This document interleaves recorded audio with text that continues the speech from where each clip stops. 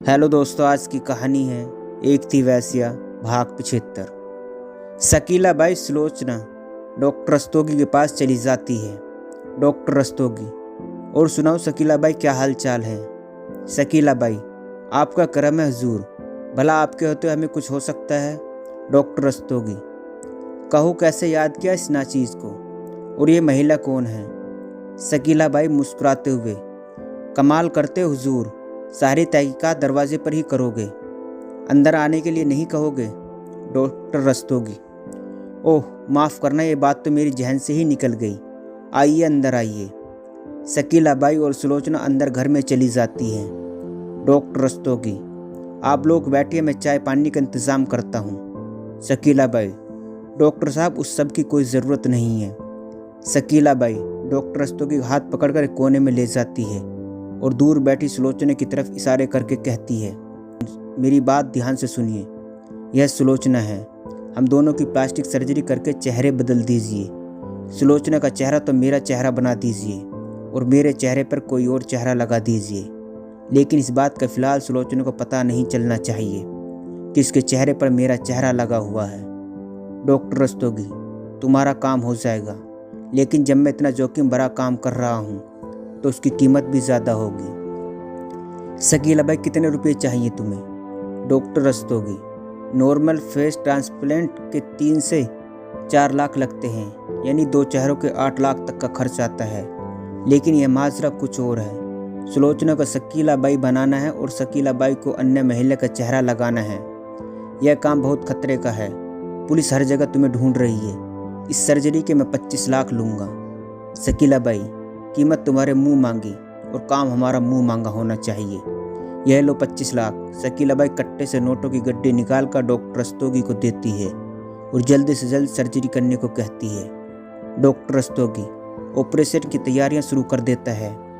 इधर रेयांश रतन सिंह के सारे डॉक्यूमेंट्स ला कर दे देता है। Ratan Singh online job apply करता है, तुरंत उसे इंटरव्यू अपॉइंटमेंट मिल जाती है। आज रतन सिंह का इंटरव्यू है, इसलिए मैं नहा धोकर तैयार हो गया। सुबह मैंने नाश्ता लगा दिया है, आइए नाश्ता कर लीजिए।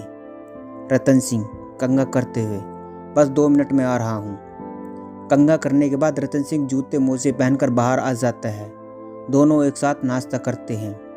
रतन सिंह: अगर ये जो मुझे मिल गई तो फिर हम सहारनपुर में ही किराए पर घर ले लेंगे और फिर मुझे रोज़ अप डाउन नहीं करना पड़ेगा।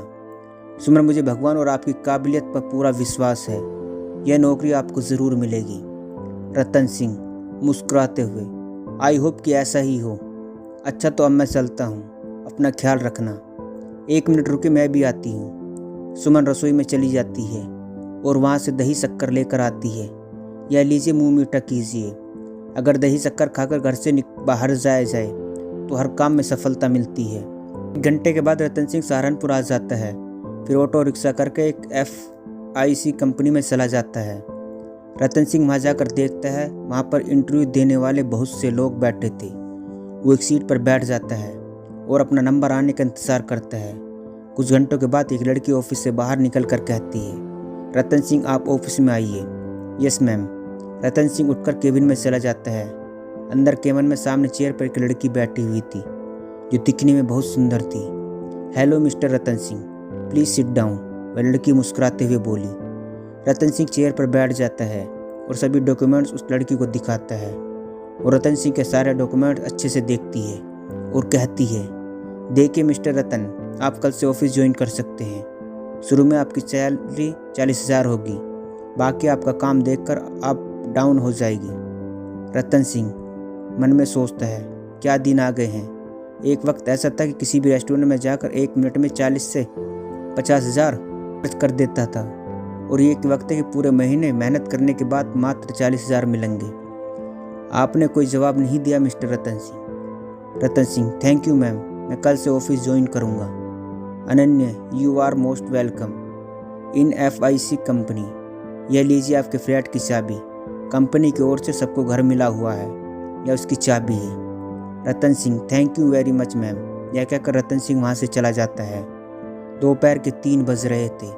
रतन सिंह कलानौर वापस आ जाता है और सुमन से प्यार से बोला, भगवान ने तुम्हारी सुन ली है सुमन, मेरी नौकरी लग गई है। सुमन खुशी से उछल पड़ी। मुझे पूरा भरोसा था कि आपको यह नौकरी जरूर मिलेगी। रतन सिंह, हमें आज ही सहारनपुर के लिए निकलना होगा क्योंकि कंपनी ने मुझे 2 बेडरूम का फ्लैट भी दिया है। चलो अच्छा है, अब किराए का घर ढूंढने की झंझटों से छुटकारा मिल गया। मुझे तो ये सोचकर भी डर लग रहा था कि हम किराए के घर में रहेंगे क्योंकि मकान मालिक बहुत ज़्यादा तेज़ होते हैं। रतन सिंह मुस्कुराते हुए, तुम सच में बहुत भोली हो। सुमन, यह खुशखबरी माँ को सुना कर आती हूँ। यह कहकर सुमन वहाँ से चली जाती है। रुको सुमन, मैं भी तुम्हारे साथ चलता हूँ। यह कहकर रतन सिंह और सुमन दोनों ममता के घर चले जाते